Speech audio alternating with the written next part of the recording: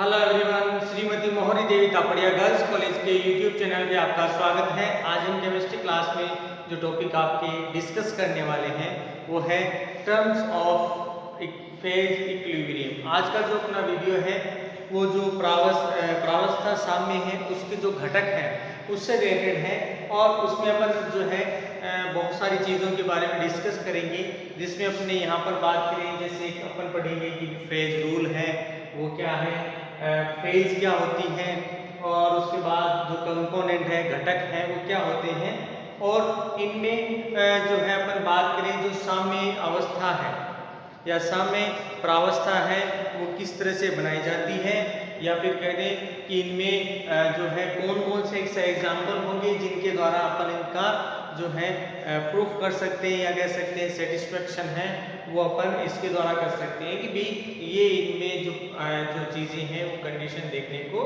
मिलेगी।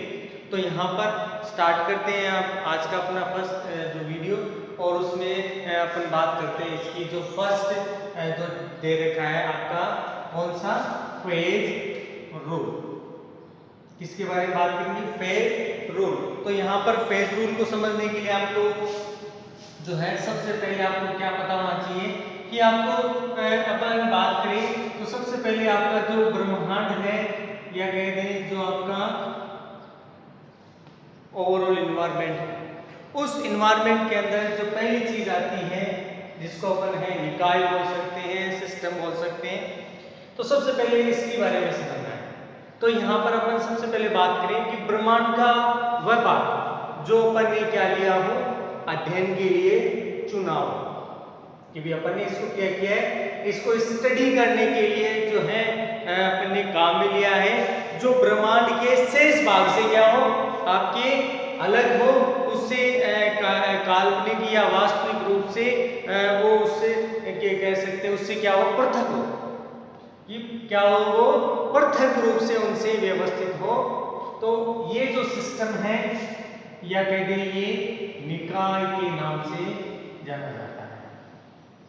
ठीक है, तो अब यहाँ पर पहली चीज तो अपने को पता चल गई कि सिस्टम या निकाय क्या होता है। अब यहाँ पर बता रहा है कि किसी तंत्र के लिए बात करें तो यहाँ पर इसके अंदर सिस्टम के अंदर एक या एक से अधिक जो इकाइयां हैं वो क्या लिख सकते हैं, इसमें भाग लिख सकते हैं कि भाई यहाँ पर एक से अधिक जो इकाइयां हैं वो इसमें भाग ले सकती हैं, ये इकाइयां इसमें भाग ले सकती हैं। और साथ में जो क्या है एक तो सुस्पष्ट हो, यहां पर ध्यान रखना है कि भाई एक से अधिक होंगी तो याद रखना है एक तो सुस्पष्ट हो, और उसका जो संगठन है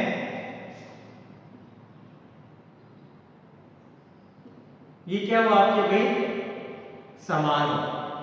एक तो तंत्र आपका कैसा होना है, सुस्पष्ट होना चाहिए, और दूसरा उसमें जो संगठन है वो भी समान हो जाए। तो यहाँ पर ये मुख्य रूप से है, ध्यान रखना है जिसको अपन क्या है आपकी जो यांत्रिक विधियां है,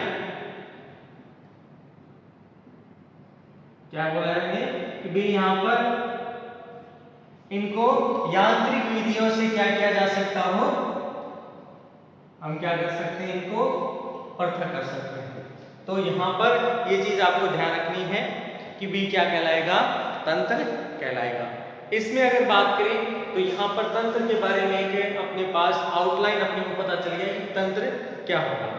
अब यहाँ पर ये चीज समझनी है कि तंत्र से जो है अपन बात करें कि इसका एक भाग है, ठीक है, कि तंत्र में ऐसे ऐसे संगठन है सुस्पष्ट होना चाहिए। तो ये जो है वो किसका निर्माण करती है, फेज का निर्माण करती है, कह दें प्रावस्था बनाती है। यहाँ पर ये किसका निर्माण करेगी, प्रावस्था का निर्माण करेगी। अब इसके साथ चीज समझनी है कि यदि आपके जो तंत्र है, ठीक है, अगर उसमें एक से अधिक आपकी जो प्रावस्थाएं हैं, यानी किस तरह की जो आपके सिस्टम में काम में लिया है उस तरह की जो फेज है वो एक दूसरे के क्या हो, साम्य में हो, या कहते इक्विलिब्रियम से रूप में से हो। तो यहाँ पर ये किस रूप में हो, अगर वो साम्य के रूप में अगर पाई जाती हो तो बना हुआ ये जो सिस्टम है ये कहलाएगा आपका फेज इक्विलिब्रियम, प्रावस्था साम्य। क्या है? साम्य प्रावस्था के लिए प्रावस्था साम्य है वो इसमें कहलाएगी। अब यहाँ पर बात करते हैं कि अपन ने इसका एक्सप्लेनेशन कर दिया। अब यहाँ पर सिस्टम से रिलेटेड सुनना है कि यदि किसी तंत्र में एक से अधिक प्रावस्थाएं क्या हो आपकी उपस्थित हो, ठीक है, और उसमें अलग अलग आपके जो तंत्र है उसमें क्या हो आपके व्यवस्थित हो, तो यहाँ पर इस तरह का जो सिस्टम बनाया जाता है उसको विषमांगी तंत्र कहा जाएगा। जब आपका सिस्टम क्या हो एक से अधिक प्रावस्था, यहाँ पर आपको बहुत सारी प्रावस्थाएं हैं वो क्या हो रहे हैं यहाँ पर देखने को मिल रही हैं, तो यहाँ पर ये जो सिस्टम बनाया जाता है वो कैसा होगा विषमांगी तंत्र कहलाएगा। इसके अलावा बात करें कि भाई अगर ये सिस्टम है वो कैसा हो समान हो और संख्या में एक, ठीक है, ये प्रावस्था कैसी हो यहां पर इस तरह से व्यवस्थित हो, तो यहां पर किसका निर्माण किया जाएगा होमोजीनस जो सिस्टम है समांगी तंत्र का क्या किया जाता है निर्माण किया जाता है कि भी यहाँ का तंत्र कैसा हो जाता है समांगी तंत्र। अब इसके अलावा जो मैं वापिस इस विषमांगी जो तंत्र है उसमें अपन ने कहा कि बहुत सारी प्रावस्थाएं हैं वो इसमें उपस्थित हैं, लेकिन अगर सभी प्रावस्थाएं हैं कैसी हो साम्य में उपस्थित हो, यहां पर ये कैसी हो अगर आपके साम्य में उपस्थित हो तो ये विषमांगी साम्य कहलाएगा, हेटेरोजीनस फेज कहलाएगी। साम्य हेटेरोजीनस इक्विलिब्रियम है वो इसमें आपकी व्यवस्थित की जाएगी। अब यहाँ पर समझना है अगर आपका सिस्टम कैसा हो विषमांगी साम्य युक्त होता है तो इस तंत्र के लिए जो गिब्स समीकरण है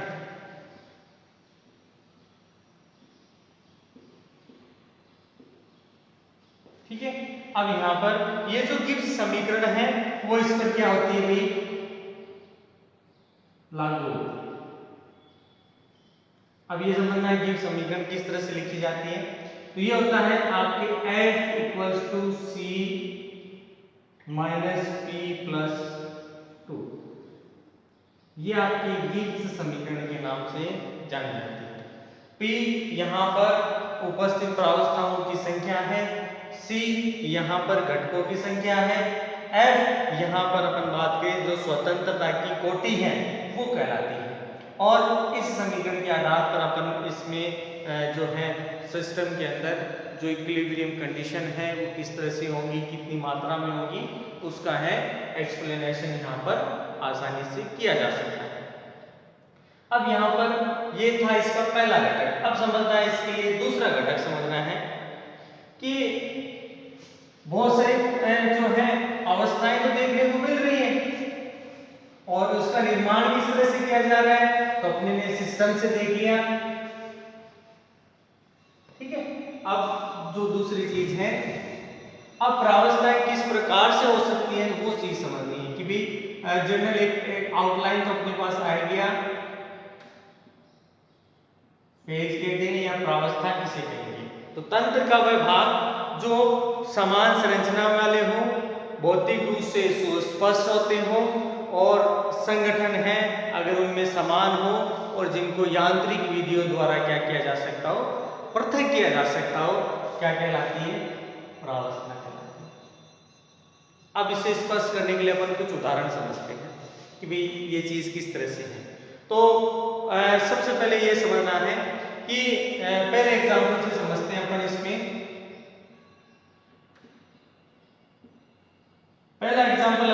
बात करें तो यहाँ पर दिया गया है कि कुछ गैसों के उदाहरण दिए गए हैं कि जिनमें परस्पर जो है आपकी क्रिया न करने वाली जो गैसें हैं, कौन कौन सी, जैसे अपन ने बात की N2, O2, CO2, ये कुछ गैसें हैं। मुख्य रूप से अपन इन्हीं के लिए बात करते हैं। ये कुछ ऐसी गैसें हैं जो समान, आपको इनको किसी अनुपात में ले, आप अपने इसको किसी भी अनुपात में लिया और लेने के बाद ये आपस में अभिक्रिया नहीं करती हैं,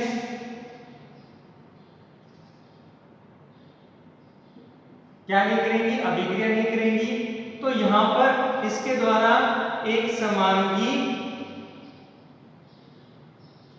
जो भी एक मिश्रण है वो बनाया जाता है। कैसा भाई, गैसों का क्या हो गया, यहाँ पर मिश्रण ही तो हो गया, और किस रूप में हो गया, समांगी मिश्रण हो गया। तो यहाँ पर आप अगर बात करते हैं तो इस प्रकार का जो अगर तंत्र है, तो उस तंत्र के लिए अगर अपन बात करें, उसकी प्रावस्था है वो कितनी होगी, तो यहाँ पर बात करें इनके लिए प्रावस्थाओं का मान 1 होता है। इसके लिए बात की कि जब गैसों का मिश्रण हो, दोनों अक्रियाशील, जो मिश्रण है अक्रियाशील हो, तो उसके द्वारा समांगी मिश्रण बनाया जाएगा और उसके लिए जो उसकी प्रावस्था है उसका मान हमेशा आपको क्या देखने को मिलेगा, 1 होता है। ठीक है, पहली चीज प्रावस्था से रिलेटेड। प्रावस्था होती क्या है अपन ने बता दिया। अब उसका एक एग्जाम्पल दिखाते हैं। दूसरा एग्जाम्पल समझिए।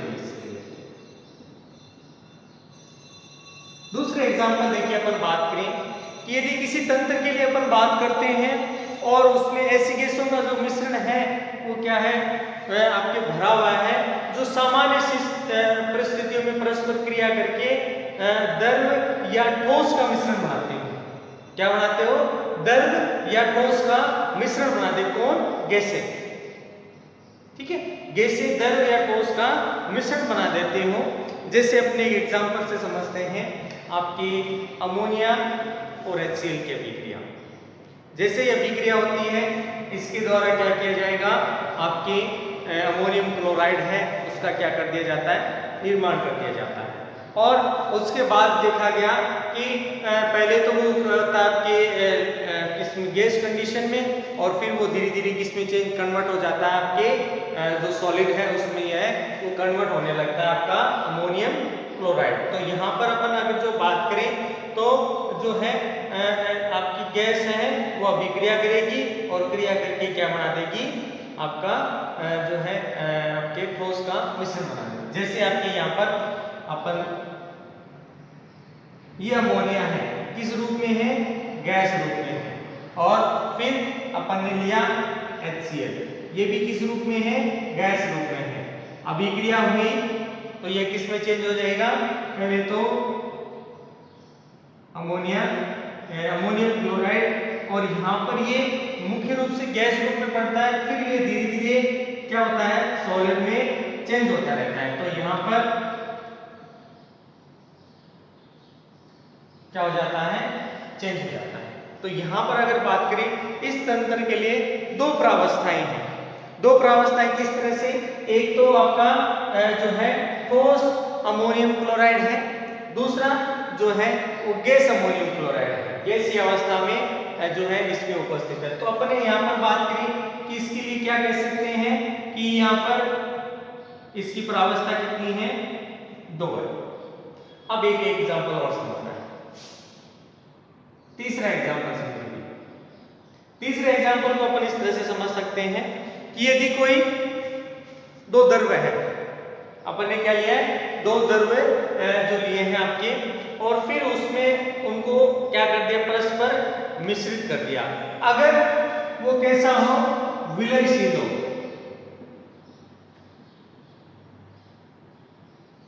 तो यहां पर प्रावस्था है वो 1 हो जाती है। जैसे अपने बात करें एल्कोहल और आपका जल, तो यहां पर इसके लिए बात करें विलयशील है, तो इसके लिए प्रावस्था का मान क्या हो जाता है, 1 हो जाता है। इसी तरह से अगर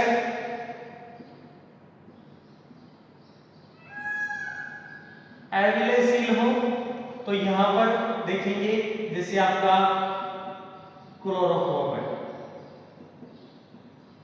और जल का मिश्रण है, तो यहाँ पर भी जो फेज है वो कितनी हो जाती है, इसके लिए फेज है वो 2 हो जाता है।